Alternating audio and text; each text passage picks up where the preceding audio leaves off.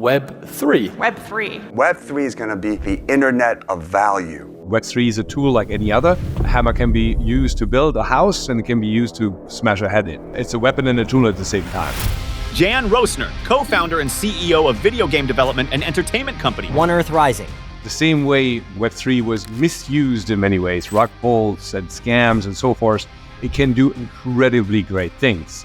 One of these things is provide ownership. Another one is validating the ownership or validating the source. Where does this information come from? And so if we can get to a point where a New York Times has a validated wallet address, article that comes out of the New York Times gets basically watermarked on the asset itself, on the article itself, you can have an AI run and say like, just pull for me all the articles that are originally from the New York Times, check if they have been altered, check if there's any alternative articles like it out there that are not watermarked by the New York Times, have they been altered? And so you can easily provide the readers with validated sources. You can be sure it came from that source. And I think that's something we are missing right now. There's so many people out there that either just sharing what has been, recreated by somebody else or not knowing if this came from the original source because it cannot be validated. Jan, it is so good to see you. I still remember when we first met quite a while ago, I'd say 4 or 5 years ago, and our mutual friend Peter's, I think one of his studio events that he hosts, which is this gorgeous artist loft in FiDi. And there was a jazz band going, there was wine, there was good conversation. And I thought you were super cool, but it wasn't until I would say like a year ago that we actually started getting a bit closer when we met at a Spring Place event. And I think you gave me a hug and you're like, what is that on the back of your arm? And I tried to pretend like I was a robot. I'm just kidding. But we started talking about continuous glucose monitors and our passion for longevity and biohacking, and a more beautiful friendship emerged from that. And so I'm really excited to chat with you today and to include you in the conversation with Michael and I. Wonderful. Thank you so much for having me, Amna and Michael. This is absolutely great. And it's always easy and great to meet in a New York setting over jazz and fun people to hang around, right? It's always great, yeah. And it's actually very true. I'm so surprised, and that's actually also a highlighting a good friendship or the foundation for a good friendship when we have known each other for such a long time and never really asked what we do, right? So it's just like these just mutual understanding. So yeah, and then we have Michael as well. So hello. Jan, it'd be great if you could share a little bit about your background and then what got you interested in the space as well. You have a very, very unique background. Yeah, well, yes, I do. I have to go back a little bit further. So originally from Germany, Jan Roessner, and that gives away a little bit also my accent probably. And I spent the majority of my younger years in the military, in the German Air Force. I spent a good amount of time there as an officer and a helicopter pilot. In the last couple of years in my career, I also then transitioned as a pilot also into the field of drones, reconnaissance drones. Historically, interesting. We leased those drones from the Israeli government, which is fun, and was actually also that led me to one of my most fun times in the military, spending 3 months in Tel Aviv, being trained by the IDF on that system, and then followed by 5 deployments to Afghanistan. A little less fun, but very, very interesting from a learning perspective and also activity perspective. Then I ventured out. I stopped my military career and started my first business venture. I started my first company, a digital marketing agency, as you do when you come out of the military, and started that in Berlin, Germany. Focused really on digital marketing, including social media marketing, including digital assets here on Google, SEO, etc. We grew successfully in Germany and then expanded the company into the US. That was my ticket here. And then focused also on using video games in that spectrum to use them as a vehicle for marketing messaging, really building games that can be used as a dialogue function, as a mechanism for marketing messaging to bring these people together. So we did this for a couple of different brands, including the animal rights organization PETA, built their first ever PlayStation game in a whole array of different countries. It was downloaded millions of times and really showed me the vast impact that this whole industry can make, and also how big it is, the gaming industry. And so that opened the door for me getting more involved there. Started and bootstrapped my first gaming studio, focused on indie games on PlayStation, Nintendo Switch, Xbox. And yeah, there was a big, great learning curve there. And then with the advent of the Web3 revolution and the metaverses and all the buzzwords, we focused then on the technology pieces, really bringing technology to the forefront, cutting edge technology that allows ownership models. And then also, building the foundation, really, that's what we do now at One Earth Rising, the foundation of whatever becomes the next in the metaverse. So really the tools that you need for that. And besides that, my passion for longevity topics, the Oura rings, all of the above, all of these technical advancements, and then also automation in my home, all of these things that can make my life better and for longer time better. So that's what my passion is. That's me in a nutshell. It's fabulous. It's such an impressive and unique background. Would you say that your time in the military and working in tech kind of inspired you to go down that route of biohacking, longevity, automation, or was it something that is newer for you?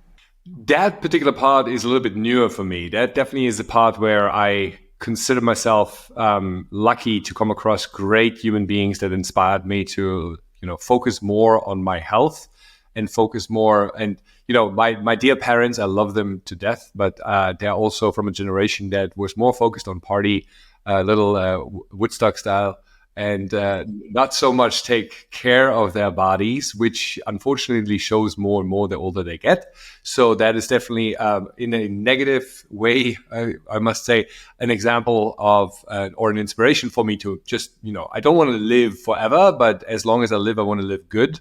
So that was definitely a driver for allowing myself to get more into sports, recreational sports that allow me more flexibility, etc., but also taking care of my body. As you know, I turned vegan for that reason or stayed vegan for that reason, and recently cut alcohol, which is great. I would never, as a German, it's almost a sacrilege to admit. But don't. Maybe we cut that piece out. Just so, it's great. And what would you say do you use anything to track it, or what are your favorite devices to use to track different things? So 100% my Oura ring, always with me. Love this device. And that really helped me to understand better my sleep pattern. So in my 44 years old now, I definitely have considered myself, or I should say, I do want to prioritize sleep more. Doesn't always work, but it's definitely on my agenda to do this more often. And also the intermittent fasting and general fasting.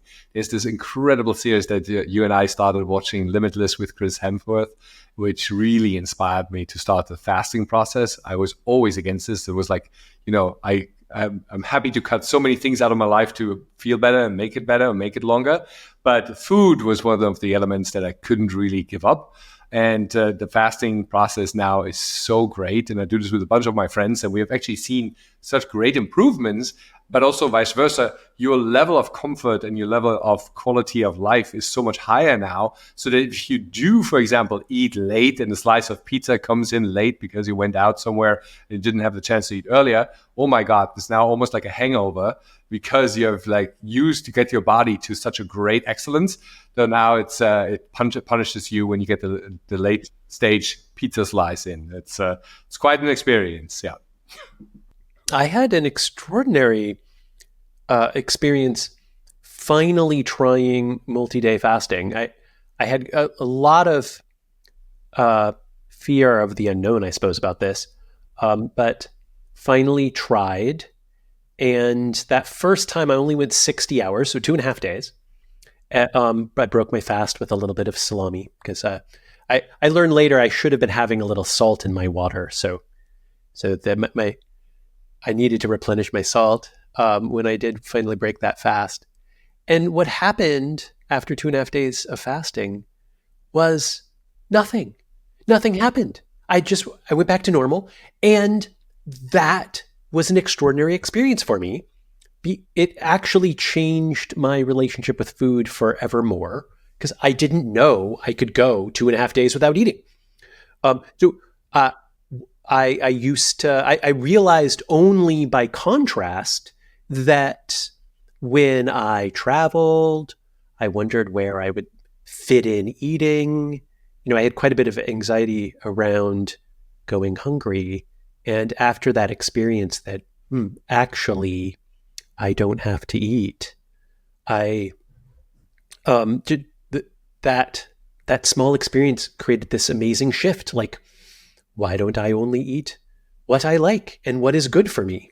It all felt more opt in instead of compulsory. Yeah, is a challenge to break out of the norms that we've got so used to, right? And including like the 3 meals a day and when we have to eat them, and not eating when you're hungry, but you eat because it's time to eat.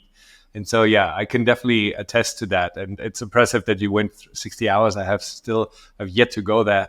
I think my maximum so far on the continuous fast was, I believe, 30 hours was the maximum.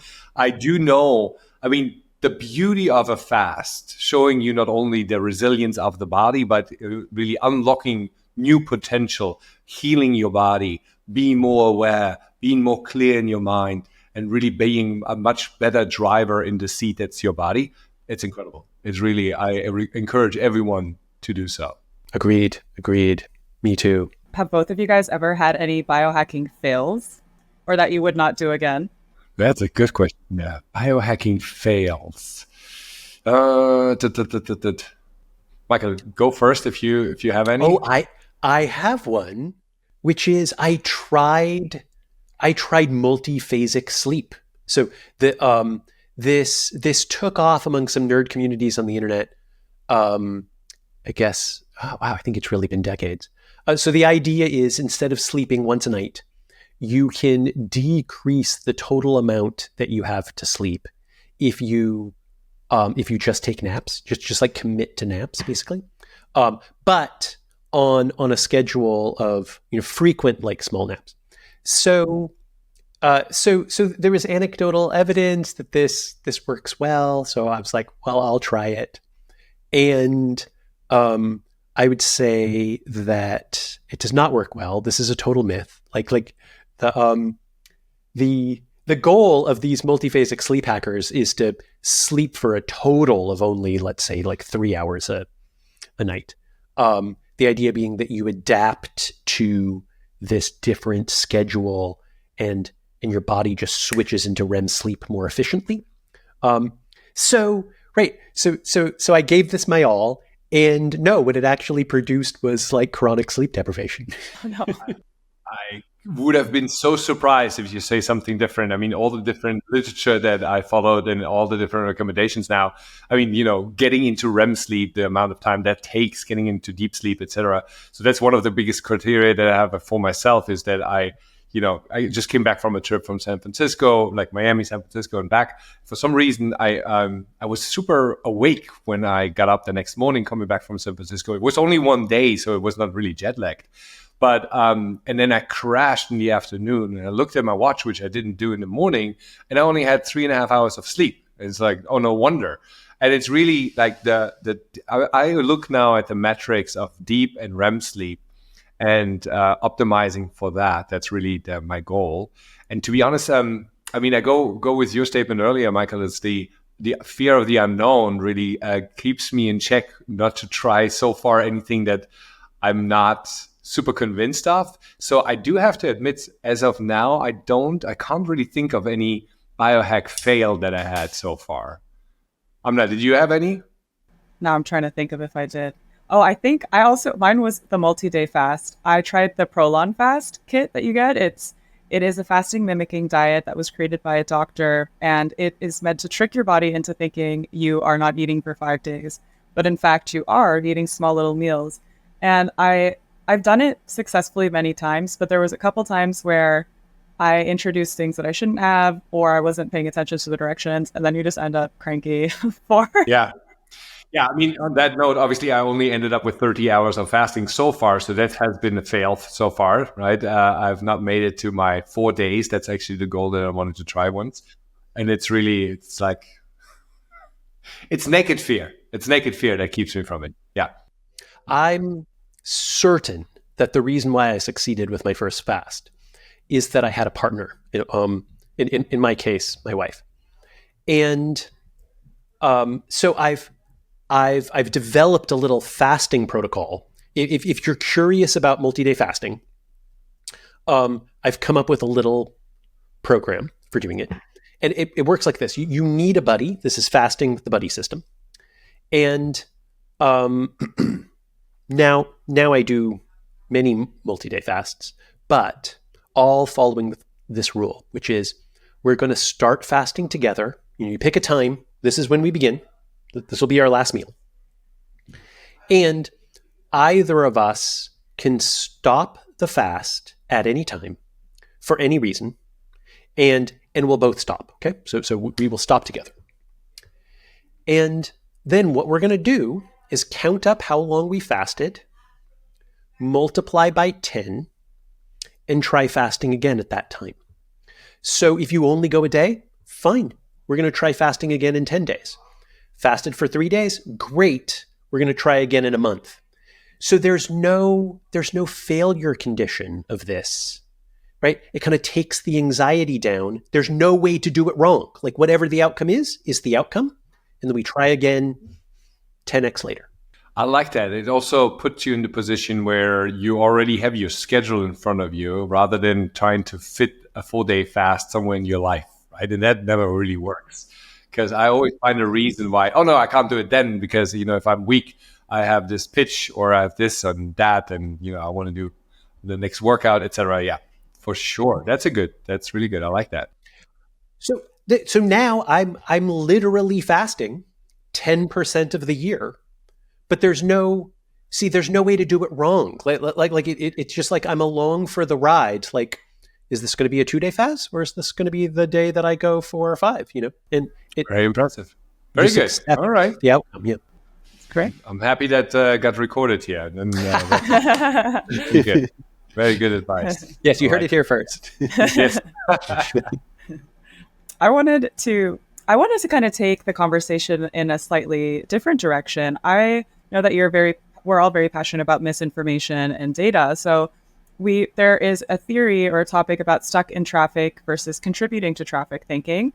Maybe you could share a little bit about some practical steps that social media users can take so that they can avoid spreading misinformation and explain a little bit about what those two theories are.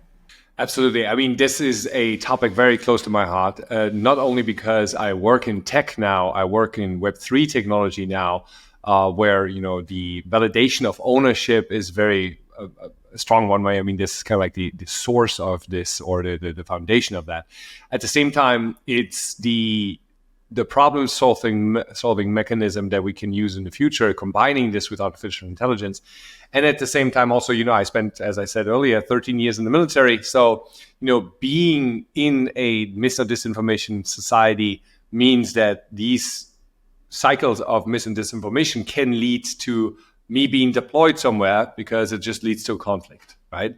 And then information that gets shared within this conflict is super important. I was actually affected by this directly when my first deployment was in Sarajevo in Bosnia and Herzegovina back then. And I was there as a 19-year-old soldier, basically standing on Sniper Alley, the left side cheering you on, the right side spitting at you.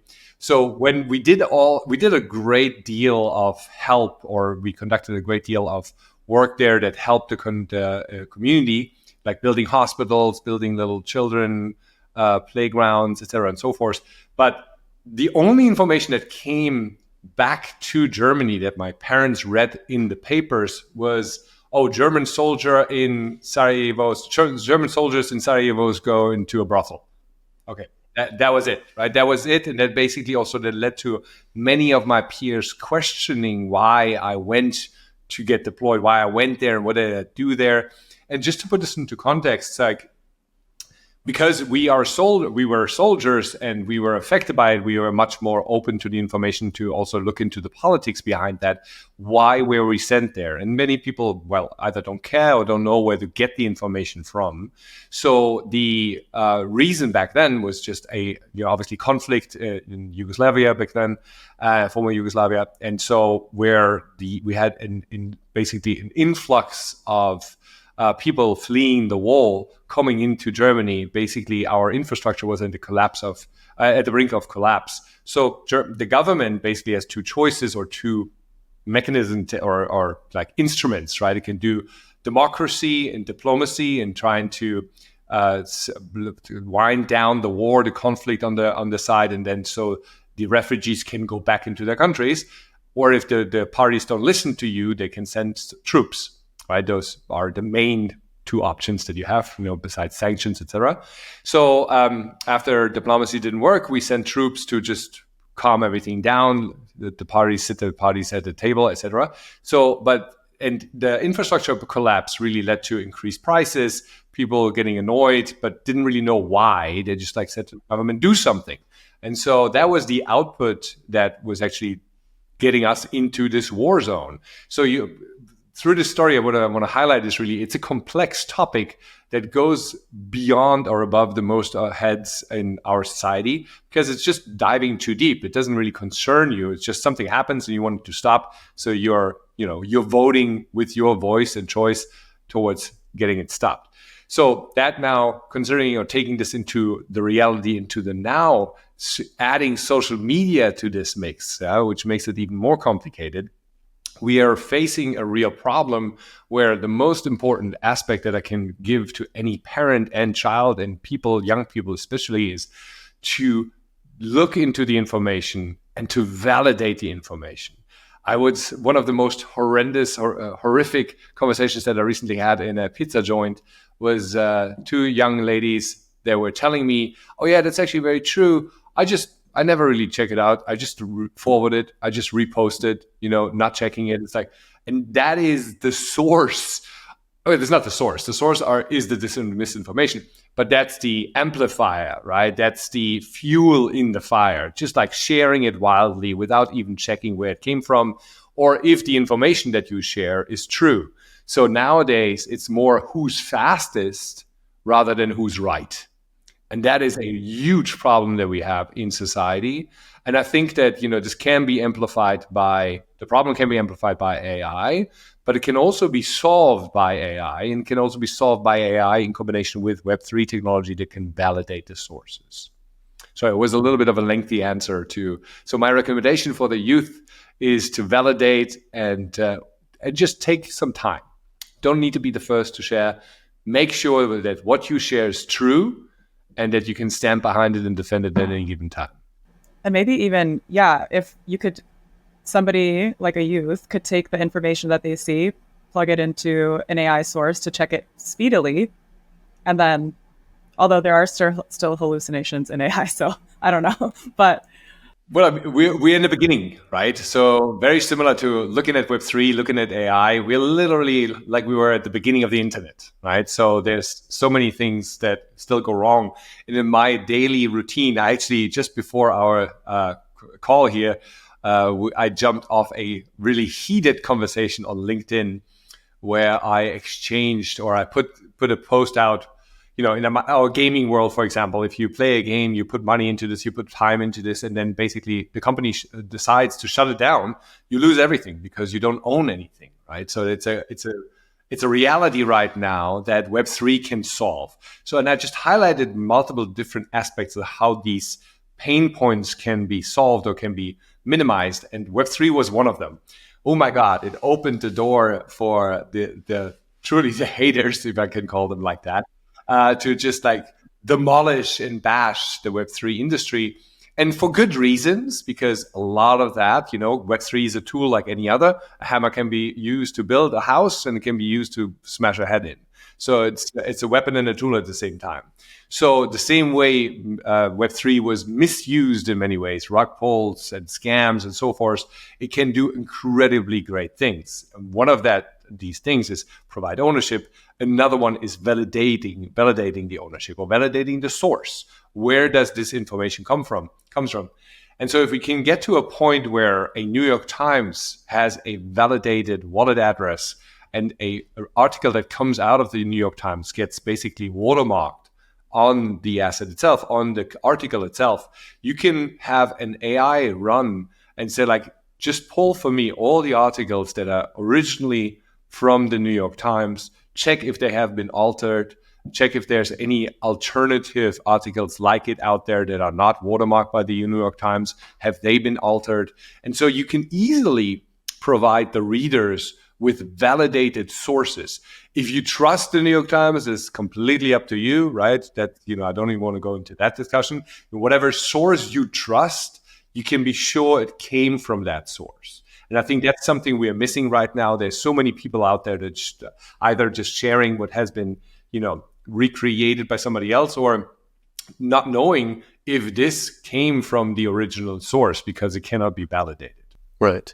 Yeah, I think just having that kind of provenance data can be extremely empowering just by virtue of the analyzability and the longitudinal analysis that opens up as a result. Absolutely. It's the biggest challenge that we're facing right now is basically the challenge of I asked AI, by the way, to give me examples of past technologies that came around and then were first distrusted and then were used and agreed upon, basically, that they're of public use. And the best example it came up with was the dot-com bubble. After the burst of the dot-com bubble, everybody was going around saying, like, oh, the internet is a scam. There's everything that's on there. It's just scammers and bad people, and this is the worst thing ever invented. And I think we can all agree, being on this call here right now, that the internet is very good for many things, but it can also be used for bad things, right? So if we are aware of that, we can steer clear of the pitfalls that are presented to us. And using blockchain and understanding blockchain and AI in the same way, being aware that there can be maluses or that there are bad players out there, that's very good and helpful. And then just looking into technology. And one of the other problems that we created for ourselves in this industry was talking too much about the technology and less about the utility. So, I always use our example in the gaming industry. None of our gamers ever asked us how our engine works. They just wanted to play the game, and they just expect the technology to work in the back end. So we need to get to that point in blockchain and AI so that it just works. How do you think that AI could be practically integrated into a personal workflow? Because we're talking about systemic workflows right now to help filter out potentially false information. Yeah, I mean, similar to what I addressed here with using the watermark system, right? So if you have a system that can validate original information, then you can use AI to just highlight that information for you. If you're pulling information for preparing for an article, preparing for a talk, preparing for anything that you need information for, you can train the AI to only give you the information from validated sources, right? That would be the everyday use where this technology is being used in the best way, combined with other technologies like blockchain, like NFT protocols, etc., that are allowing you to validate sources. So I've talked to a couple of different publishers right now, just been interested in that space to see where they are going with this. And there is an effort to implement Web3 technology in the validation process so that you can have the sources being validated and publicly shown. That's the beauty of blockchain.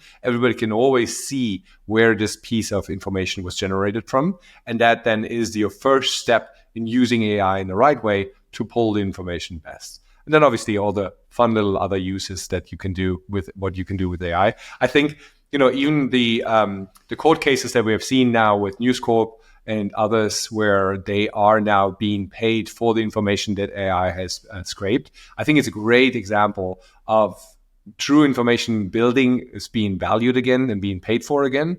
And that's a new revenue source for almost believed dead appearing newspapers and outlets. So this is fantastic. I think there's going to be a great new world for all of us there.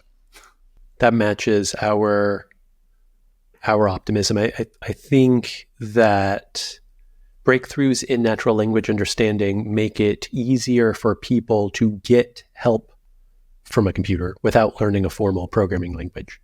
And so ultimately, the way this plays out is greater individual empowerment. Yeah, for sure. And accessibility, right? I mean, in so many ways where one of the best examples I can always point to for me is Excel. Why in the world does Excel need to be so complex? And my assumption is the only reason for that is that there's still some engineers that only speak Excel, and so that they still have a job. I don't understand why this cannot be just natural language. And They must excel. They must excel, exactly.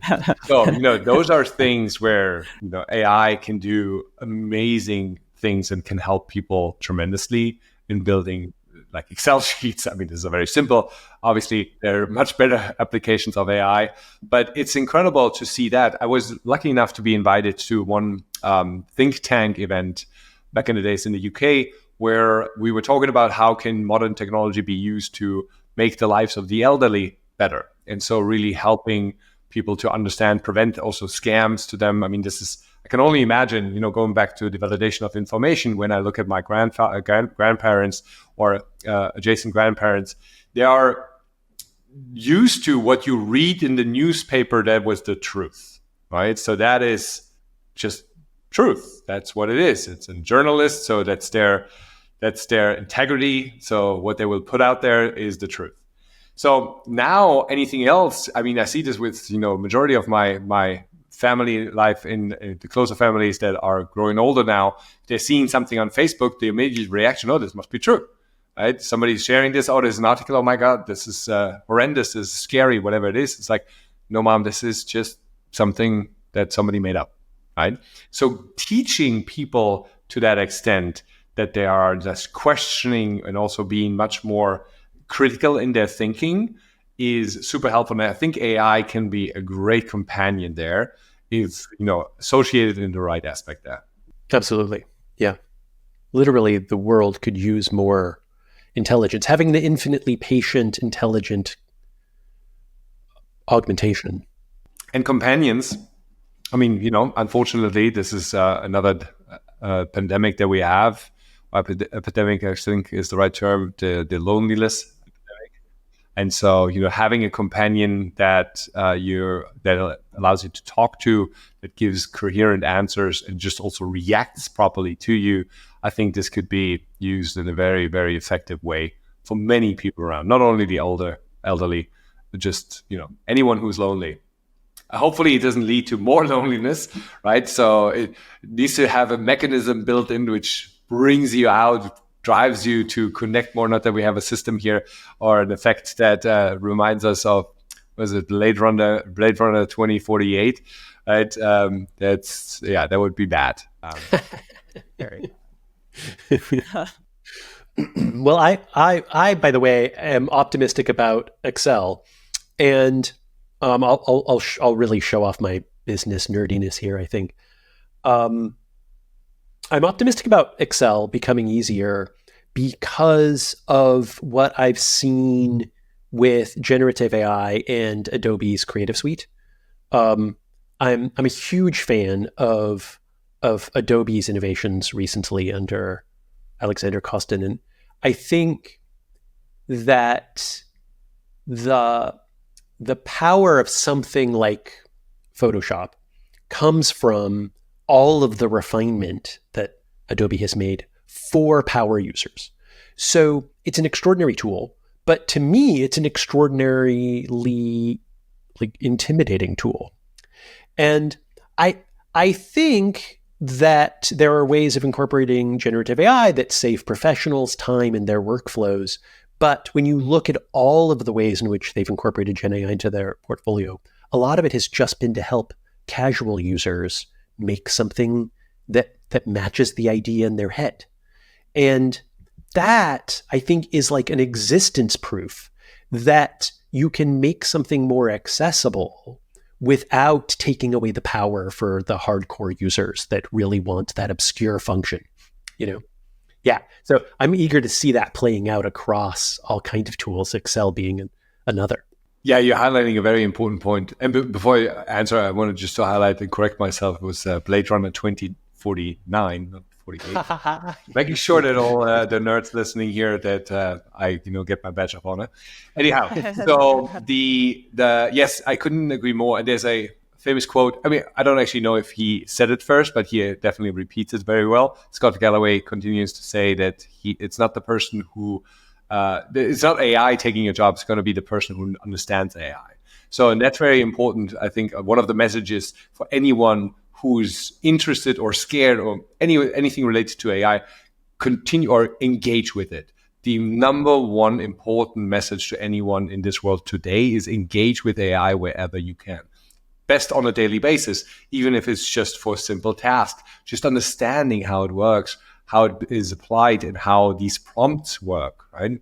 And so I think it's very important. It's just what you said also, Michael, is the appeal here where, for example, for creators, it's so much easier to create something new from an inspiration, from something that you can show somebody, hey, this is the direction I want to go. Can you make this great now, right? Before you go back and forth 10 times to get to the point of that, to the first initial starting point, to define that. You can take that, you can DALL, whatever tool you want to use, you can use that to create that starting point and now give it to a real creative person to make something amazing out of that. And that real creative person can now use AI also. Instead of just making one, it can make 10 and just scale, right? And never be done never done before fashion. So it's really impressive and it's incredible. I think our productivity will go through the roof, and it's going to be incredible in the next decades to see what we'll be able to do with it. Right? I was looking at the oldest Apple ads that I could find. These black and white ads, often with a huge amount of text that ran in magazines. And to my shock, because Apple is now such a refined product company, the promises of value from these really early ads, the suggested use cases, I kid you not, involved programming to organize your record collection, which is like crazy. Like that is not an amazing value prop, right? Like I'm going to learn BASIC to organize my LPs. Thanks. But the most common theme was actually like, buy a computer so you can learn how computers work. Like that was it. It was just like, this is coming. This is going to change the world. Are you going to change along with it, or are you going to be left behind? Was like a central theme of selling the Apple II. It's a good one, right? That reminds me. So I just flew back from San Francisco and I was watching Hidden Figures. I don't know if you're familiar with that. A beautiful, beautiful movie. Somebody who hasn't watched it, I highly recommend it. So about in the 60s, first circulation of the Earth and the Apollo missions, and these three ladies, women of color, that were employed by the NASA. So Olivia Spence's character, being the basically the crew chief, so to speak, of the calculators there, which everything was done by hand, gets introduced to the first IBM computer. And then everybody's trying to load it into, these huge, like, room-filling machines that take over a whole storage facility, basically. And then, it's the amazing innovations can do 24,000 computation a second, right? Incredible. So here, and she learns that she gets the book, she gets the guidebook, basically, out of the library to learn about it and to be the first. And now she takes over the whole team, brings all her ladies, teaches their ladies the computers, and brings them into the division to run the IBM NASA computer. So to your point, really getting engaged early, learning about the new technologies is the most effective way to beat the curve, basically, to be the first to beat the competition. And I highly recommend this to anyone I talk to, especially the younger generations. If you want to stand out, just sit down in the evenings, forget about the bars. Socializing is still important, but go there, sit down, learn about the new things, how they work and how you can apply them, and just wow the other people. Because I always have these aha moments, me being in the gaming industry, starting out of the military, running my first marketing company. We as human beings, often 70% of Americans, I just heard that stat, feel they are imposters when they talk about their work, because they feel like, oh, they just learned this somewhere in the end on the internet. And but this is the way we work, right? So this is the way the human brain works. We are learning something, we're getting better at it, we're putting the 10,000 hours in it, and we are an expert. So somewhere you need to start. Everybody started somewhere. So putting this effort in, getting better in what you want to be better in, and then you're separating yourself from the competition is the best way to go. And it doesn't matter who you come across. It's always the case that you're finding yourself in a better position than others, and you can actually teach them how it works. And Web3 for me is the best example. Now, me being in this fairly new industry, and I feel like, oh, everybody knows this already. And I was just talking to a Yale professor who was asking me then, well, this sounds all interesting. Can you explain to me what's the difference between Web 2 and Web 3? So it's like the foundation, right? And I felt like I completely glossed over that because I thought like, okay, everybody's aware of that anyways, right? But so this is just to highlight, nobody is aware of everything, and there's always a position for you to shine. And all these tools can make this even easier to do so. Right. Yeah. I my touchstone for this kind of thinking is my children, and particularly memories of my children as toddlers. At some point, I think this can happen to you without thinking about it. You kind of decide how you are, right? In very static terms. And you know, so my antidote is to think like a toddler, saying, I'm just not a person who feeds myself. Like I'm just a person who needs to be spoon fed, right? It's like an accurate description of yourself at some point. Like the problem with it is not that it's inaccurate. The problem is treating it like it's a forever feature of you and not just a temporary moment. Couldn't agree more. And this is a great method also to talk to AI.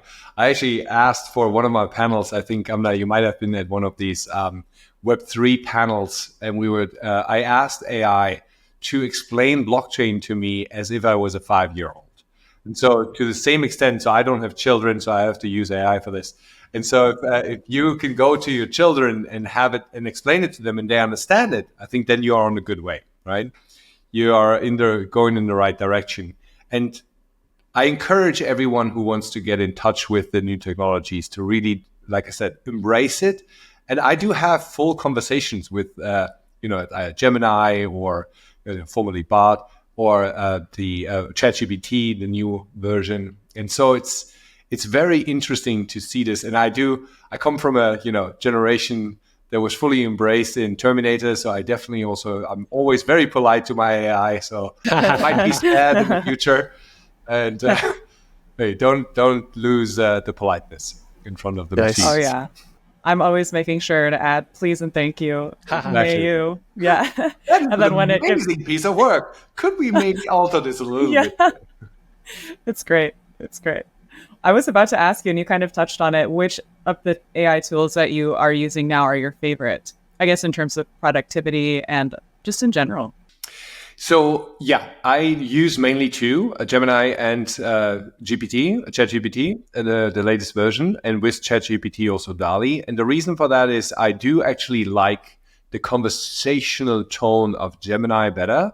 Kind of like has like a feel to it that I like. I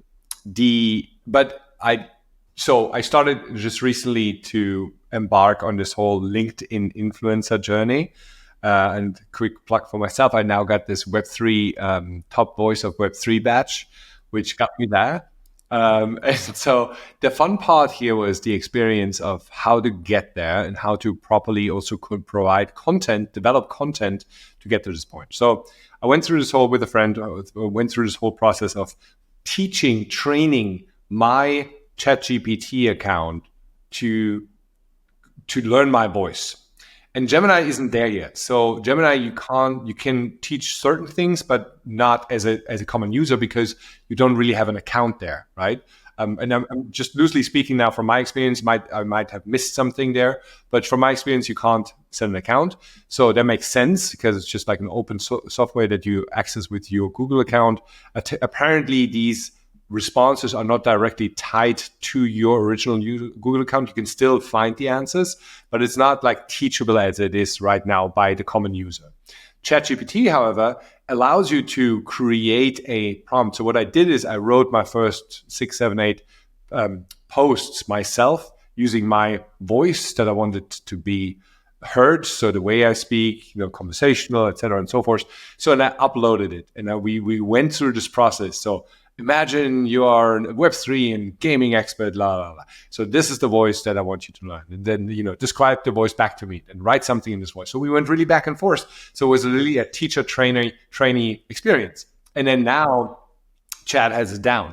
So I just say like, hey, in my voice, write me an article about this topic, use these 3 articles that I just read as a reference. And it condenses the topics. And I have to say, it's frequently impressive. So in the beginning, it's changed now also from ChatGPT 4 to 4.0.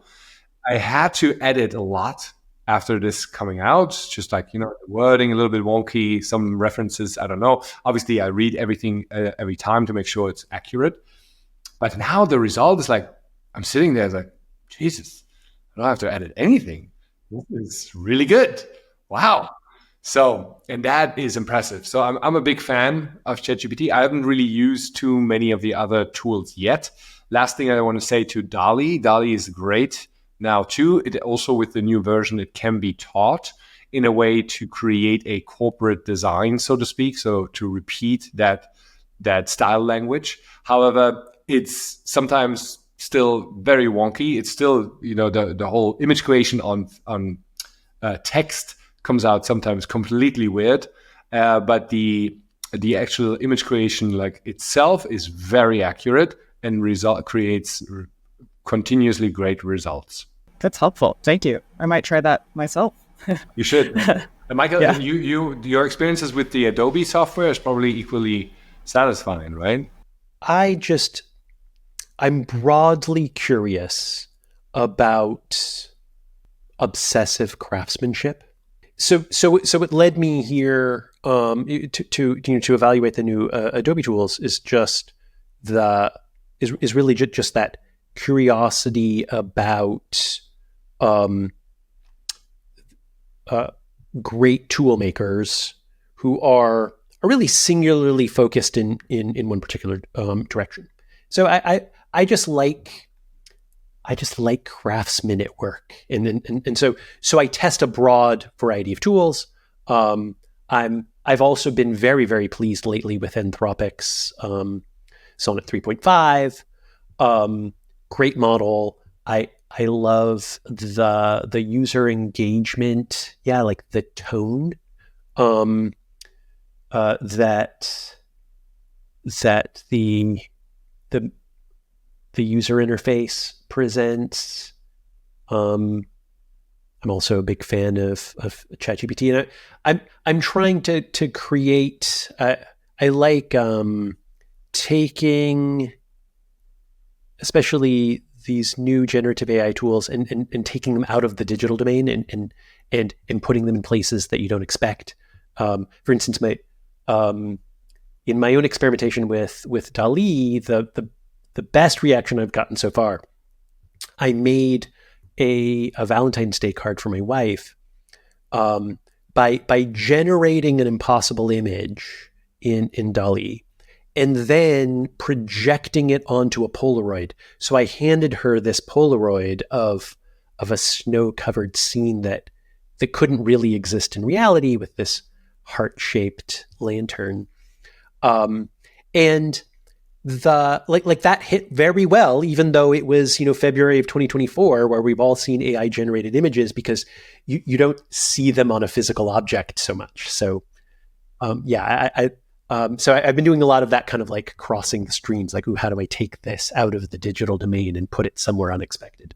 That's impressive. I would actually love to see that. It's really, it's great. So that brings me back to the point that we discussed earlier. It's really the function that you can now bring what you have in mind to paper, so to speak, right? For the lack of a better term, to actually make it reality. And even if you're not skilled in, Photoshop and all of these things.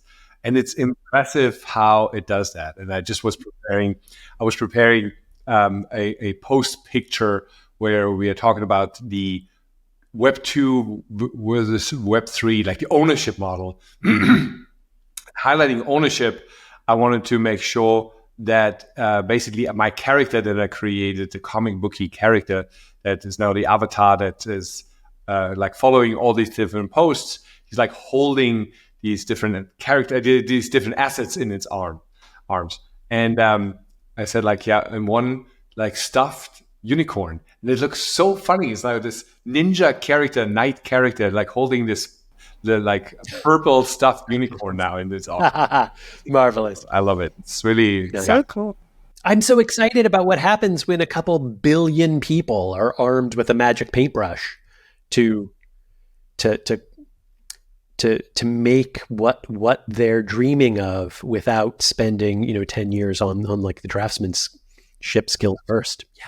We coming to the close of our time though, but this conversation is amazing and I wish we could keep it going because it's so informative and very fun.